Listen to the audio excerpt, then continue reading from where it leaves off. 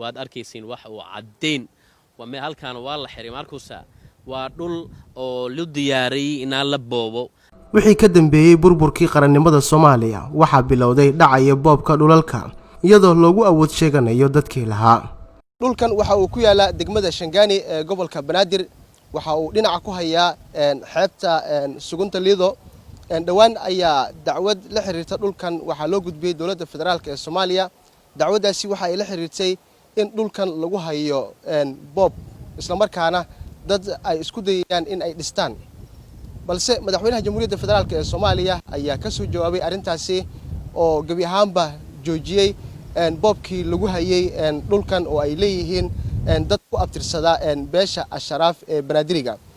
dawladda uu hogaamiyo madaxweyne Maxamed Cabdullaahi Farmaajo ayaa meesha ka saartay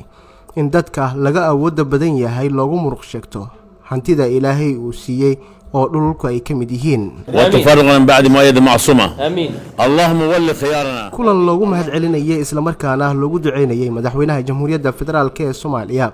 ayaa lagu qabtay mid kamid ah masaajidda ku yaala Muqdisho waxgaradka iyo aqoon-yahanada beesha Asharaaf ee qowmiyadda Banaadiriga ayaa madaxweyne Farmaajo kaga mahad celiyay amar ka soo baxay xafiiskiisa oo lagu joojiyay dhismaha dhul ku yaala degmada Shangaani oo shakhsiyaad ay isku dayeen in ay boobaan magac beesha Asharaaf iyo reer Banaadir dhamaantood ku hadlay waxaan mahad celinaynaa madaxweynaha Maxamed Cabdullaahi Farmaajo iyo xukuumaddiisa iyo ra'iisul wasaaraha Maxamed Xuseen Roble iyo gudoomiyaha gobolka Banaadir runtii cabashaan u dirnay cabasho oo degdeg madaxweynaha aan u dirnay iyo jawaab degdeg aan gaaray xaqiiqatan dhibaatadan waqti dheer aan noo joogay madaxweynaha Maxamed Cabdullaahi Farmaajo si degdeg ah nagu jawaabay marka saas dartiis waxaan isku imaanay halkan madaxweynaha ayna mahad celino jazakallahu khayran wa ku duceynona guulaan ku rajeynaa madaxweynaha ni'matullahi la tuhsuha innal insana dhulumun kafar ayada kaliya wuxuu leeyahay qul jaa al haqq wa zahaqa al batil innal batila kana zahuqa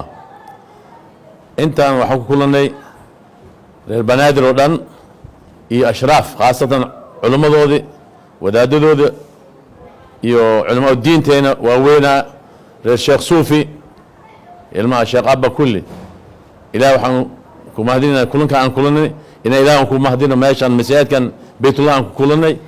oo aanu ugu mahad celinayna madaxweynahayna maadaama masaajidka dhismiis aad joojisay midaas maad ku mahadsantahay waana soo gaartay taas ito ka weyn rabnay dhul boowal noo haya dhulkii meelii laamigi dhan oo Shangaani gadaashmay bangi credit wala dhistooy faras magaalo way kulli wala dhistoo dad degan jiingada lagu dhistooy sariye dadkii ilaahay bar ay u degaan male haday ma yimaadeen waa loo hanjimo waqti taas waad ku mahadsantahay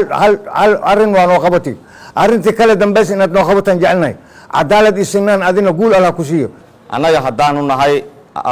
reer Banaadiri runtii waad ogtihiin dagaalna ma galno xoreena ma qaadano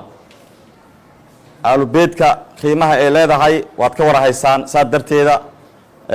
madaxweyne Maxamed Cabdullaahi Farmaajo waa ku mahadsantahay cawashada aalubeedka ay ku soo gudbeen aad aqbashay farxadda maanta muuqato dal iyo dibadba dadka guryahooda jidaarada laga dhistay oo reer Shangaani Asharaafta xaggaas joogaan way ku soo mahad celinayaan maanta masaajidka Wotodaan waxaan u fadhiisanay culimada Asharaafta oo maawdiinta odayaasha dhaqanka beelaha Banaadiriga insha Allah taala waxaa loo fadhiistay in loo mahad celiyo madaxweynaheena jamhuuriyadda federaalka Soomaaliyeed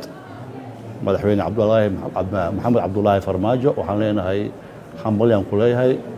Asharaafta cawashadeedii way ku soo rogaal celiyeen insha Allah waxay ku leenahay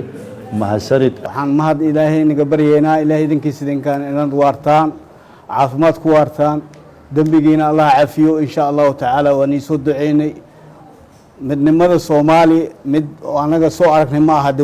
dawladii ka hore ee xasha naga sameeyeen laakiin dawlad qiimo ee qaaya leh waaye waxaan aad iyo aad mahad u direynaa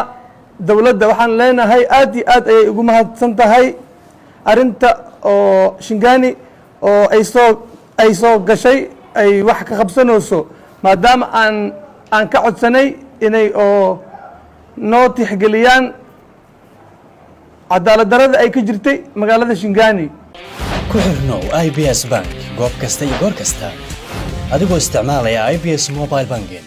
degso applicationka oo isticmaal adeega IBS Mobile Banking.